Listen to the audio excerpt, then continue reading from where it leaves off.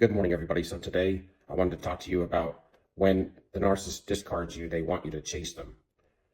So after discard, why do they want you to chase them? And it's because they're master manipulators. So they always use their manipulations to either gain supply or to protect them from their shame or their fears. After first the love bomb and then a devalue, and then when they discard you after several weeks of hot and cold, then they may ghost you a little bit or breadcrumb you, most definitely. Intermittent reinforcement is what it's called. So they give you the carrot and then they hit you with the stick. And they do that just to keep you with them, staying with them so you don't break up with them, because they always want to do the breakup and they always want to have the control over the situation. You get to a point to where you need that next hit. You've got your endocrine system is fiending for them or craving them. Eventually, if they give you the silent treatment long enough, typically you'll start to run after them. Or if you're seeking validation and things like that, the narcissist never will validate you most of the time unless they're getting some of the glory out of it. So they won't validate you. They'll give you a lot of indifference. With that leads to you chasing them for validation as well. And you really have this understanding that they have a misinterpretation of who I am when you get discarded. So with that, from the intermittent reinforcement and the breadcrumbing, the ghosting and the lack of information and all the manipulation, you start to chase them. You want to show them you're an alpha male or alpha female. You need to get their validation still because you haven't really gotten it in the relationship. So you feel like there's a disconnect there. If you keep switching gears, you're going to figure out what it is that's missing, that's causing them to give you indifference. But it never comes. But that's why they breadcrumb you. Sometimes they'll call and check on you. That's like a heat check, or to keep you on the line so that you don't get too far away from them being able to come back. It's just kind of like part of the stalking and the manipulation to make them get you to know that they're still thinking about you. But a lot of times they're usually, if they're gonna come back, probably shortly, depending on their supply sources, they'll probably do like a soft discard. Sometimes there's soft discards and sometimes there's hard ones. The hard ones are the ones where they feel in their mind they're never coming back. A soft discard will come when they found a new source of supply and they got to jump to them to reel them in real quick. So they'll discard you so they can reel them in. And they'll do like a soft discard, like, we need to break up and I just need to be alone for a time and figure things out, something like that. But when you chase them, it helps them with their abandonment issues because they can start relationships and then leave them. And the disconnect is very easy for them because they don't feel empathy. When you don't feel empathy, you don't really have a true connection. But they cannot leave you forever, and that's the key, because they have abandonment issues. So they are a hoarder of people. And so they got to keep you in the loop or keep you chasing them, because if you're chasing them, they're not worried about you leaving them. They really worry about you leaving them when you kind of go blank on them, because when you go blank on them and they don't hear from you, because the construct's built for everybody to chase them when they leave them and discard them. That's part of the spell. And when you don't do that, you may be the first individual that they've been with that has performed this way. And this is typically, these are just ways that, this is what makes them want you more, because you operate completely different than everybody else when you wake up to this. When you wake up to this, you're supposed to chase them and you're not. When you wake up to this, you're supposed to seek for their validation and you don't. You give them indifference. And so it's kind of like you're kind of mirroring back to them what they're giving you. And see, they don't like that. They like to run a negative reciprocity, but they don't want to receive negative reciprocity. And they're used to never getting a deficit. And so that's why you're different. And that's why they have a problem with that. It causes narcissist injury, but what it mainly causes is shame. When you do chase them, what it causes in their mind is all the abuse that they cause on you, they don't feel like that they're deserving that they did it. They don't feel bad about it, or they are able to blame shift it onto you. Because if you're chasing them, then that to them validates the fact that they couldn't have hurt you that bad if you're still trying to come at them. If you are dying to get them back, they couldn't have abused you. When you chase them, they don't deal with the abandonment issues. They don't worry about you as a form of supply while you're shelved. They like to use you for triangulation with the new supply. And when you don't chase them, that's when the shame will hit them. It gives them a narcissist injury. It'll give them heavy shame, but it also makes them wonder because they really can't get it through their head. Even if you told them you woke up to narcissism, it's like they don't get it. They don't understand how much they run on tracks. They're just not self-aware. When we talk about that, they're not self-aware of what they do. They're not. They can't see themselves. They just see themselves through the reaction they get from you. And that's it, because they don't self-reflect at all. They just can't. All the information they get is from the responses they get from you. So if you're chasing them, then they feel high value. If you're chasing them, they don't feel shame because they don't feel like they hurt you that bad. So why should they feel shameful for it? If you're chasing them, they also don't have to worry about getting you back because they can get you back whenever. They like when you chase them so they can triangulate you with the new supply. If you're already chasing them, then you're going to be easy prey to target for triangulation. In fact, they were doing it even during devalue mode, so they know how to push your buttons. What's built into the construct is to have power control and to boost that ego, to triangulate you, to ghost and breadcrumb you and give you indifference is how you have to seek their validation. That's how they get you in a codependent state. So these are things that they will do. They'll neglect you. Neglect causes you to seek for their validation. But kind of what you do, just mirror back the energy that you're getting from them. I mean, that would be equal reciprocity. But if they are breadcrumbing you, you breadcrumb them. If they're giving you silent treatment, then you go no contact. I mean, that's what you should do. I mean, in a situation with the narcissist, that's what you need to do.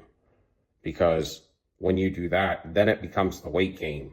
So they have dealt with that before, so they know that at some point, if they've treated you bad, you may try to convince them by acting like you've moved on. That doesn't last very long outside of understanding this construct. A lot of times, they will fall trapped to those cravings, and then they will start to chase again because the narcissist can wait. They can play the wait game for a pretty long time.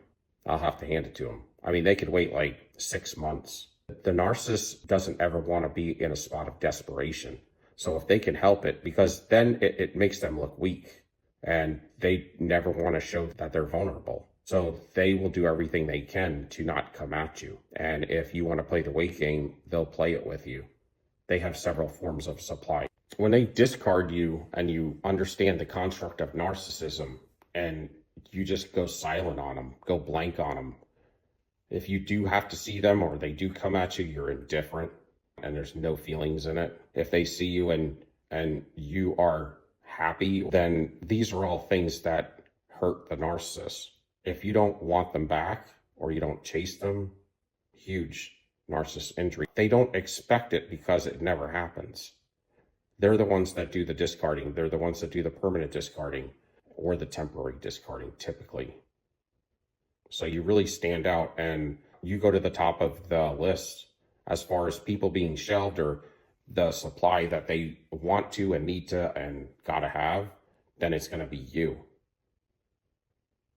Because they want what they can't have, but they also have built into the construct that they have to get every form of supply and keep it under their control. And they can't have their supply living better than them. That's why they will knock you down as well. They'll knock you down at discard, sometimes real far, so that they can knock you back far enough to where you will stay frozen while they're gone. They want you to isolate yourself and be in depression outside of you just working. They don't want you to form any new relationships. They don't want you to go to school. They don't want you to work out. They don't want you to meet anybody. They want you to just stay home for like the next 4 months until they're ready to come back. Just hibernate, I'll be back. That's kind of what it is when they shelve you. They want to take as much fuel from you and knock you down when they leave.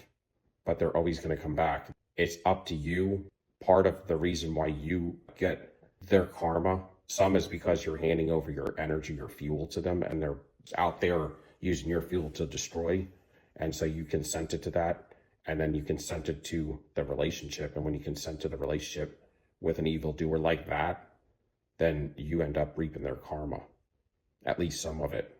Sometimes they'll come back because they know that as well, that you will protect them through them starting to reap their bad harvest, their misfortunes. But it's interesting how in the love bomb phase, they will bombard you with love so that when you get these red flags coming at you, that you'll just run them right over. Your body and your spirit is telling you that this person's no good. This person is out to hurt you, and they're faking and lying to you. And because of the love bombing, you disregard it. They do the love bomb in the very beginning for several things. It's because they can't wear the mask forever. And they also know that eventually you're going to have red flags. The red flags are going to get to a point to where they're going to come into fruition because they can't keep the mask on forever. You're going to also start to understand that they're lying and cheating on you. So then you're going to start to back away a little bit. You're going to start to back off a little bit. So if they want to marry you, they're going to come in, love bomb you really hard. Your intuition's going to tell you that this person's no good, throwing up red flags. You're going to get in your mind, you got to give them the benefit of the doubt. And you're going to tell your intuition that it's wrong. You're not going to believe it. And they're going to continue love bombing you hard until you trust and love them. And when you trust and love them, that's when they have the ability to get into your emotional field and to get you hooked. And once they get you hooked and you say the word love, you're in devalue mode because they like the hunt, they like the chase. That's what they do. They stalk you after discard. They stalk all of their supplies. Like say they have four other people that they're seeing, or you and 4 others. Even the ones they're currently with, they're going to stalk. They're going to keep an eye on them when they're not looking to some degree. It may not be in the physical form, but they're going to keep an eye on everything. They have to keep up with their form of supply. If they knock them down to the ground when they leave, they take their fuel. They want to always be living better than you. They can't have a supply source living better than them. So they want to knock you down enough to where you're depressed and you're doing badly and poorly without them. That way they can always say it was you. But they got to stalk you because if you're doing better than them, then they want to come back and drain you again and knock you back down to a level that's below them. They stalk you to regulate their emotions as well, to regulate them. You regulate them if they are looking at you and you went from looking good to being trashed and all these bad things happening in your life. It validates that they're better than you. They're glad they left you, or that in their power and control, they caused that on you. And they always rationalize a good reason for it. But when they discard you and you don't take them back, then they get feelings, deep-seated feelings of shame for what they did at some point. And it becomes a huge narcissist injury. And then they want to do everything that they can do to recover it. It may not look that way to you because they have to do it on a covert level and they don't watch the clock. They don't watch the clock. I mean, they got time. They can play the wait game. A lot of times the wait game is in their favor, but they are really clueless. They also have gotten to a point to where after a certain point in time, they get so detached from you because they're keeping up with other sources. But outside of stalking you, if you're not contacting them on a regular basis and you're not answering calls from them, then they start to get distant with you. They don't know what you've been up to, what your life is like now. And they need to know all those things to feel comfortable coming in and breaking you back down. They try to get everything, leverage everything in their favor. But the whole time you're in the relationship with the narcissist, a lot of people say, well, man, they always know how to break you down. And how could they be so powerful? Well, when you look at it from their end, they come in knowing they're doing this. they come into the relationship. Okay, so from the jump, they know that they're lying to you, cheating on you, and manipulating you. Meanwhile, the whole time, you are telling them the complete truth. So they're making you wobble all the time because you don't know what's right and what's wrong. You don't know what's up and what's down. You don't know when to believe and when not to. And they're always giving you different emotions and reactions and things that don't make any sense.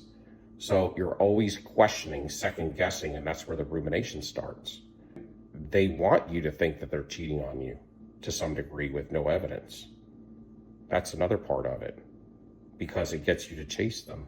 So they will promote that as well. They will flirt in front of you, and they will give you little stories and inclinations that they're cheating on you, but you don't have enough evidence. And so this is all garners them supply and power over you and control. It also manipulates you to where you're getting gaslit. And so if you are dating a lie, and it's always a lie and you're trying to figure it out, then it's going to knock your feet out from under you.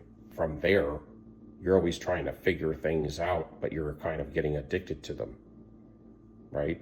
And seeking their validation. So you're willing to do anything. You're pampering them, chasing after them, making sure everything's going well for them because you don't want to lose them. You want to impress them. These are forms of you trying to get validation. And what they will do increasingly is give you indifference, show you nothing, act like you're almost not there, which is worse. Because typically what that would cause is you to chase them more, and then to get very jealous or angry or something. These are kind of what the construct leads the empath to do. I mean, this would be increasingly codependent empath that doesn't have in control of his emotions or her emotions. So when you're pouring out that type of fuel like you do in the relationship with them, you kind of expect some sort of an equal reciprocity. And when you're getting very, very little, almost none, or negative, that's where all of this stuff comes from as well. This is where it gets deep in you. I'm giving everything I got and I'm getting nothing. That's what makes you increasingly more jealous or angry or upset or depressed, those types of things. And then it puts fear and doubt in you. And then before you know it, they're on top of you and you're broke down to the ground and you'll do anything to get them back. But the love bomb gets you to override your defenses. And that's why they're always bombarding you. They're bombarding you with love bombing. That way you don't have time to think, and it reinforces all of this love that they have for you in the love bomb.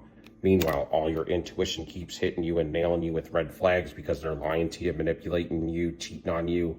They're giving you actions that don't meet their words, and things don't add up. You're getting things to happen too quick, like I love yous and all of that stuff.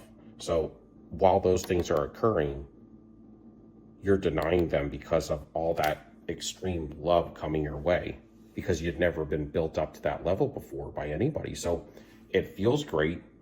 And if they're building you up to a level that you've never been at before from all this love bombing on the love side, then it feels good, right? It feels powerful.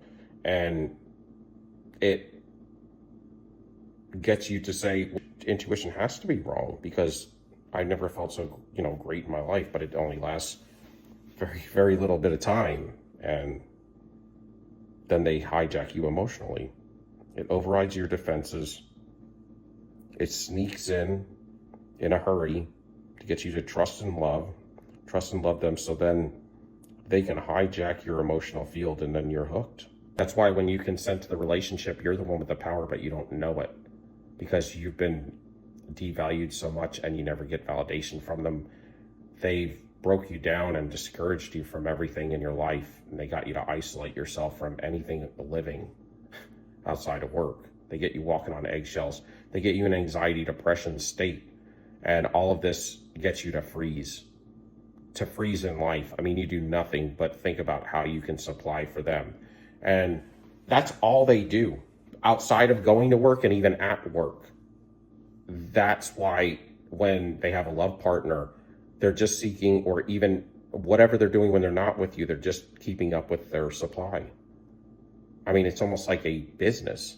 I mean, if you're dating one individual, you know how much that takes. I mean, could you imagine having to not date five individuals, but you have to keep up with them at least.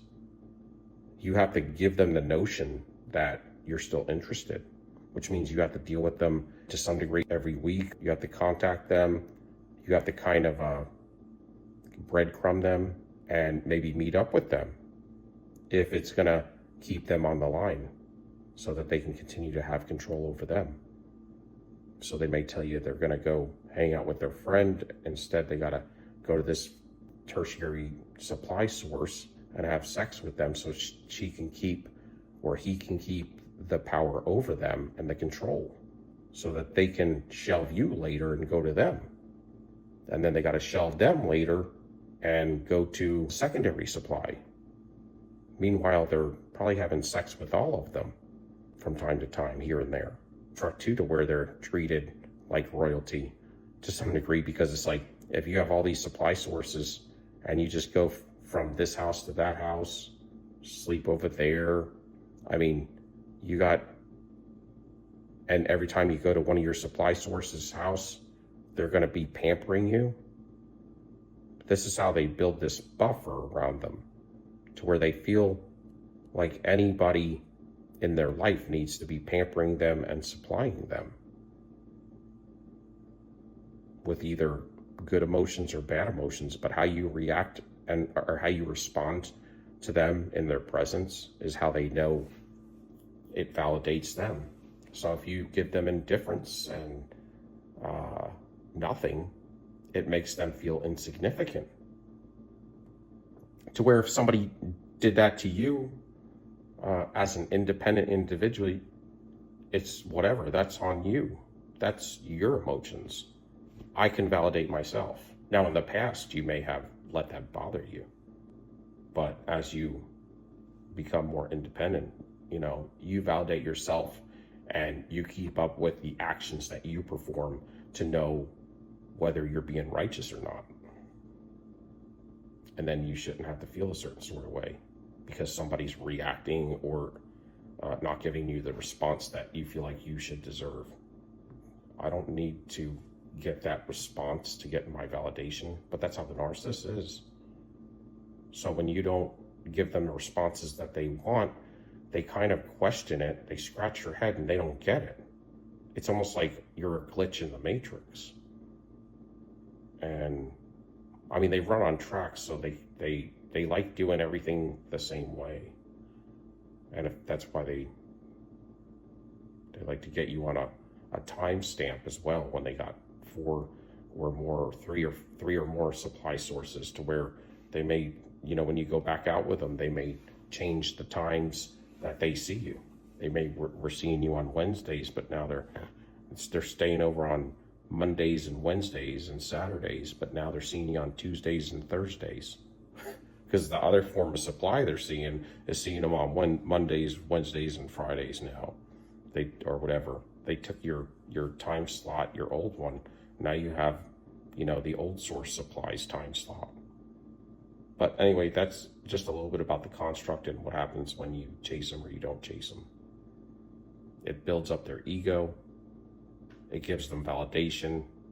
They can use you for triangulation. They can keep you shelved as long as they want because they know they can get you whenever they want. And they don't have fear of abandonment issues popping up in their life. And they don't feel shame for the way they treated you and how badly they treated you in the relationship. Because if you're chasing them, then that validates to them that they treated you just fine. So if you can give me a like, subscription, and a thumbs up, I love you all till next time. Peace, we out.